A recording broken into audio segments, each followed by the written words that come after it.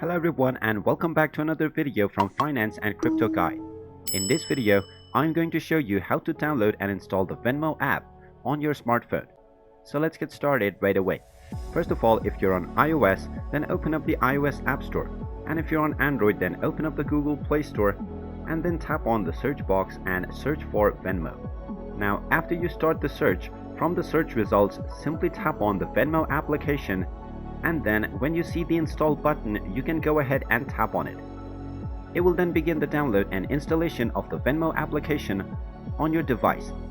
Once the download is complete, you will see the open button, so you can just tap on it to open up the Venmo application.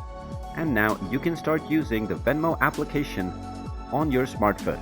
If you find this video helpful, make sure you hit that like button and subscribe to our channel if you haven't done so already. Also ring that notification bell to never miss another update from us. Thank you for watching, and I will see you again in the next video.